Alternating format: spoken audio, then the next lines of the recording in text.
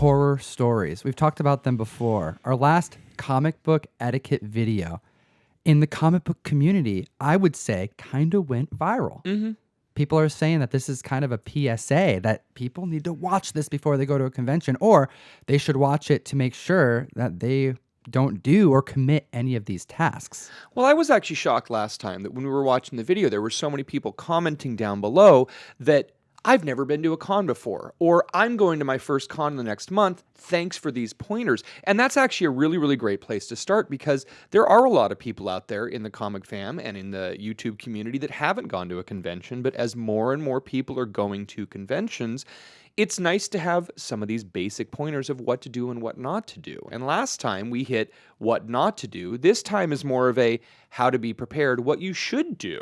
Exactly. Hit that like, hit that subscribe button. And I want to throw this comment out your way from our last video and get your response from it. We have a comment from Guy Lima who says, was this a therapy session? Was it? It was therapeutic for me to express all the things that I've dealt with and how to share that with the community so that they're aware of how we feel on one end, and just so that there's an understanding. So for me, it was kind of a therapy session, and I think it's great that now there's a baseline that we can all just kind of pull from and recognize. Yeah, absolutely. And I agree. And not necessarily a therapy section, or coming out here to complain about the people, but truthfully, that this is something that we do for a living, and we see it more often than not. And even just letting people know that we're cognizant of it, and if you're cognizant of it, we might be able to help solve this, or at least you will think twice before you come up and poke comics or something like that, you know? So I'm sitting here and we're chatting about this, and I didn't really think of this as a therapy session, because this is just a conversation that we have all had, whether it's me and you. I know you've had them together. Like we all have had this conversation multiple times over the last decade. Like this isn't anything different. We're just bringing it to the community. And if it saves one comic book, I think it was worth it. In the 2 hours before con opens and the doors open, you have dealers who are just having this conversation with each other about like, oh my God, yesterday that guy did this thing. Oh yeah, this thing happened and I totally saw it. So yes, it does happen. We do talk about it. But I have to admit, like in this last 2 weeks, since this video has been out, one of my close friends, I'm not going to say who it is, became a pointer. And this is someone who I know watched our video. Yeah. And they said, hey, I really appreciate you making that video. And I was showing off a comic book, loved the guy, and legit he got excited. I'm going to grab this book here. And he's like, oh, this book. Like not hard. It kind of did excited. He's like, this book is awesome. And he did 1, 2, 1, 2, 3 pokes. And I looked at him. I'm like, don't be a poker. And and in that moment, this is a comic book collector who's like, I just did it. Right. Like, this is what he's talking about. Like this is, and he looked at me and he's like, this is why you made that video. Now, I also went to a convention recently and I became an I'll be back. Well, you had a better name for that. It's a B-backer. B-backer. I became a B-backer. Maybe you can share with the audience what that is. So we didn't really talk too much about this last time, but the B-backs are a family, and you have I'll be back, he'll be back, she'll be back, and we'll be back. And if it's me, I'll be back, and she'll be back, and he'll be back. And these are the people that come up, and they'll negotiate. They will look like they're going to spend money, and then they completely and totally say, oh yeah, I'll be back tomorrow.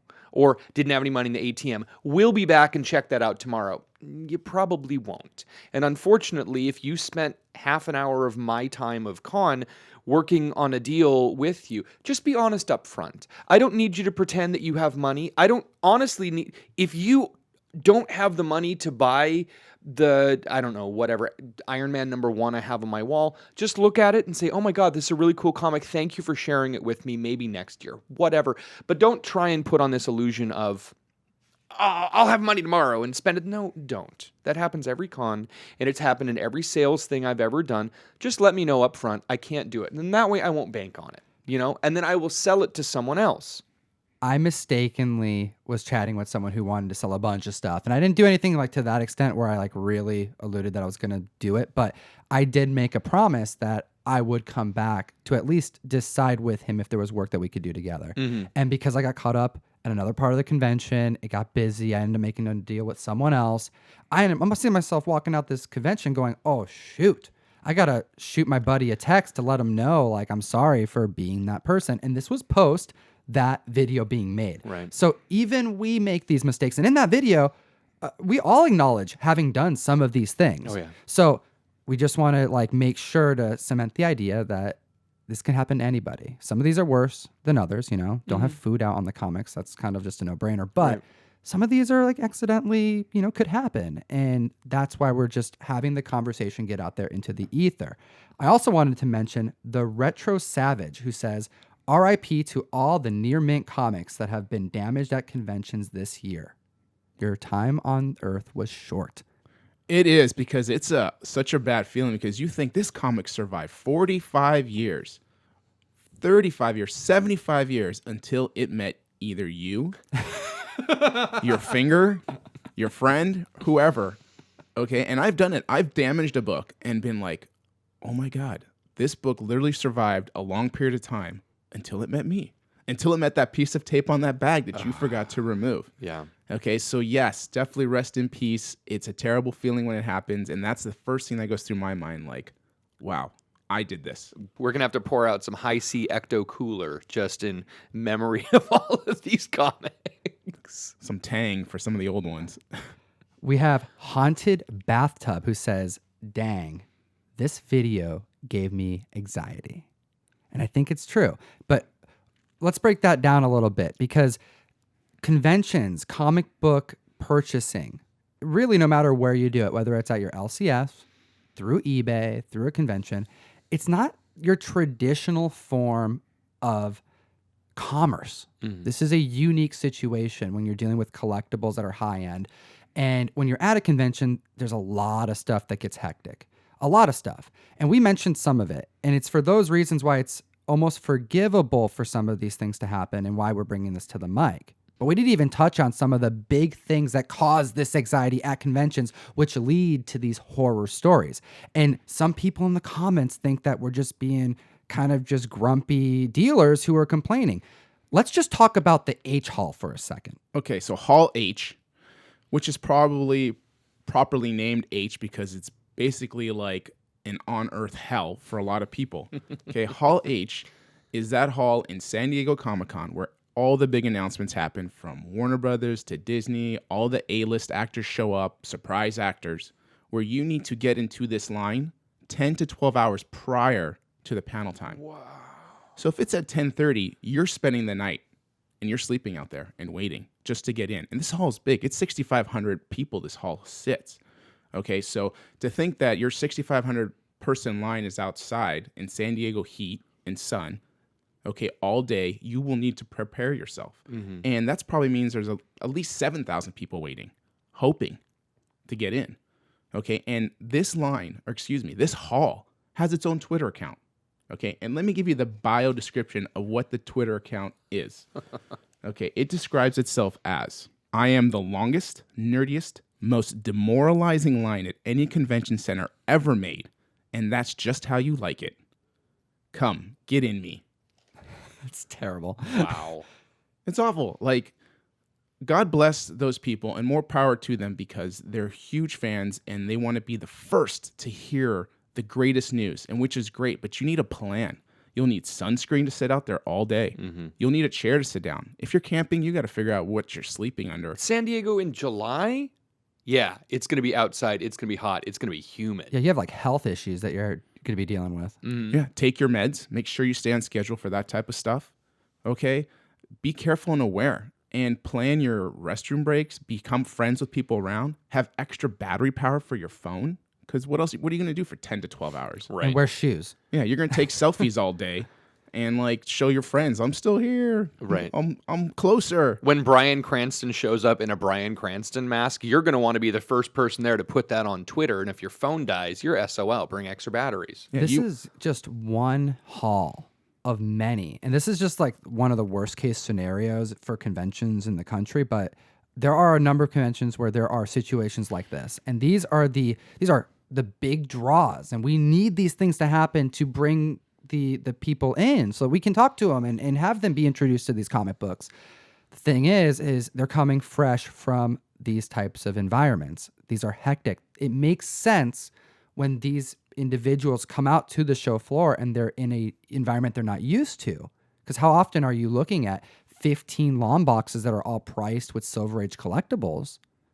It makes sense why they are feeling this anxiety and why mistakes happen. And that's why it's important for us to be able to talk about it freely. Mm-hmm. It's a long day for everybody. Oh, yeah. And when you're like, I feel lucky to be in my booth because I am walled off from the anxiety, the pressure, the people just bumping and pushing you and just trying to get through. And we're all trying to get to some place, but everyone's got their own agenda. So that can get irritating for people because nobody else knows what the other person's going through or what they're trying to do.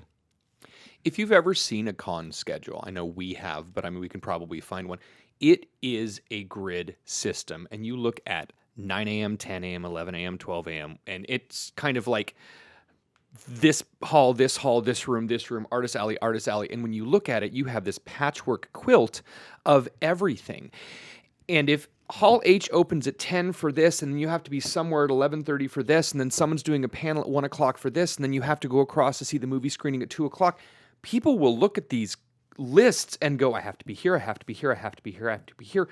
The number one thing for me to have less anxiety at a con, be willing to cut bait. If I look at this and go, these are the 5 things that I want to do, and these are the 3 things I'm willing to not do.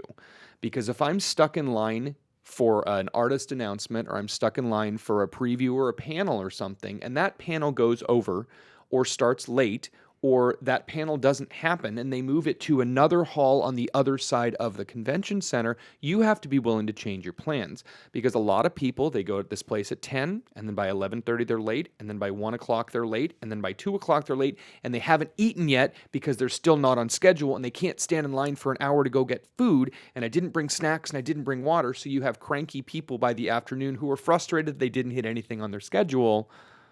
And that's why we got to talk about this stuff. Mm-hmm. That's why it's important to bring up. Conventions are getting longer. New York was how many days? 5? Yeah, I believe it was 5 days. I mean, Emerald City's long too. Yeah. Emerald City is 4 days. Yep. Right. And you know that they're just going to keep extending it as it grows, and these things are getting bigger and bigger. Mm-hmm. I want to end this podcast with a really nice comment from this video. It was K Barton 33 who says, "This was one of the best episodes I've seen you guys do." So thank you so much for the kind words there. He also says that I have seen this at every con I have been to in the past. Great perspective.